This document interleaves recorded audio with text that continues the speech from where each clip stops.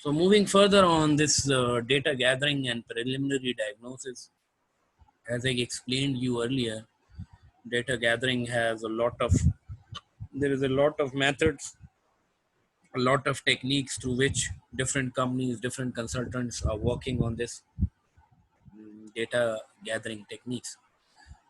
Then move further to the feedback to the client. Then they give moving further is the giant diagnosis.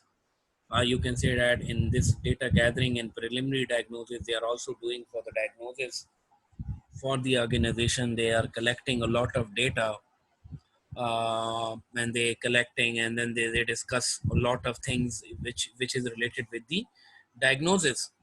Then move to further is the giant diagnosis. Giant diagnosis is basically when consultants have their own analysis, and then as well as client can also, our client has also has a preliminary diagnosis, or a client has a previous background. You can say that based on their previous background they can share their opinions about on a particular problems or on a particular situation, so they can share it. Then giant action planning, they can go further for the action planning, they can move to the let's this leads to the action. Then again, if the action is not supporting towards the problem identification, then again organization is moving towards for the, you can say that, moving further for the data gathering after action. So they furthermore need, if they need more data, or if they need more support for the from the organization, or for a particular reasons, or for a particular problem, so they can collect it more data. Now moving to the advantages, what different kind of the advantages related with the uh, action research model. So the number one is a systematic approach to problem resolution and dealing with the challenges of the business. Action research model improves an organization's preparedness in proactively responding to the change by anticipating the change in advance and developing the internal mechanism. This is number one, that the number one benefit that can be the relate with the action research model.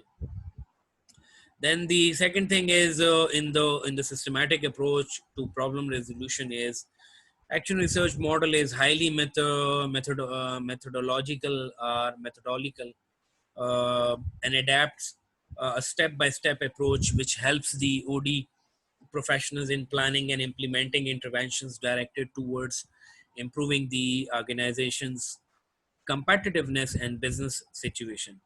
The third thing is the model takes into account all the problem in holistic manners. This is the basically this the whole is the holistic manner. You are seeing it on the screen. This whole screen is basically holistic. And it is equally ensured that the problems are addressed proactively with effective solutions. Then second thing is helps in analysis of issues and developing the interventions accordingly.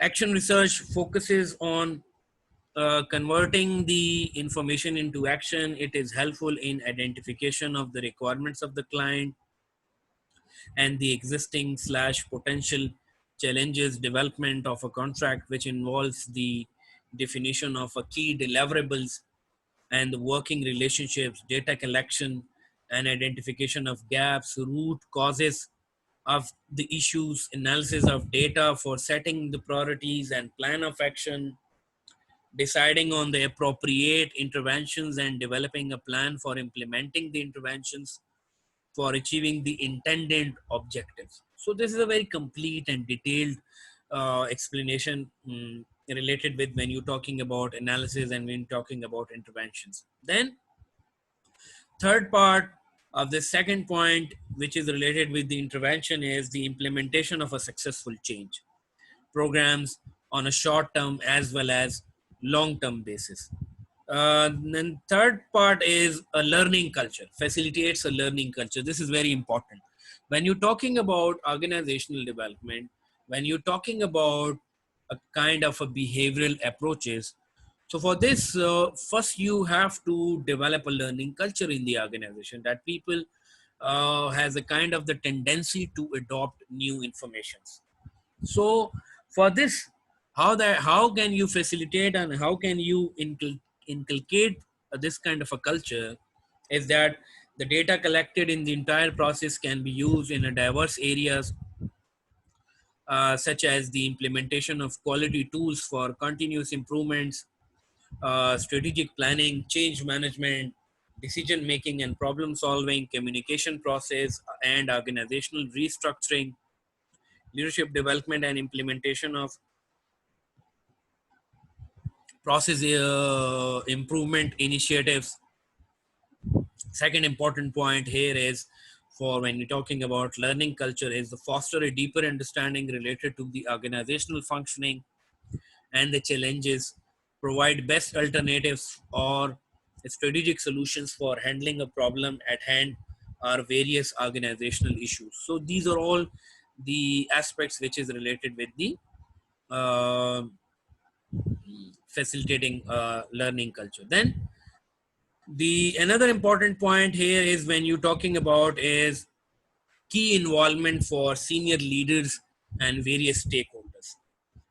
When you're talking about, so here if you seeing on the screen, when we collecting data, when we are talking about data collecting, or when you're talking about data gathering, and when you're talking about preliminary diagnosis, this preliminary diagnosis is basically are actually involving your senior leaders, involvement of the senior leaders and various key stakeholders. In entire process of the action research, the change agents act as the champions of the change, who effectively take charge of the entire process as process experts, provide feedback, and are involved in extensive communication with this key stakeholder. This is a very important point. Let me clear you and let me assure you, this is one of the important part of the action research model, that data gathering and preliminary diagnosis. So preliminary diagnosis is incomplete without involving the key stakeholders. Keep this thing in your mind across various levels. Key involvement of the key stakeholders across various levels. Then they involve the top management professionals as well as the stakeholders in the process, um, as without their consent and involvement, the objectives of change implementation cannot be achieved. Facilitates, and then the next point is facilitates collaboration, that how can you involve people, how can you collaborate with the peoples. For example, you are very poor, or for example you are weak in IT related expertise, so you involve others peoples, you involve the consultants in your organizations to facilitate you in that specific area. This is very important thing.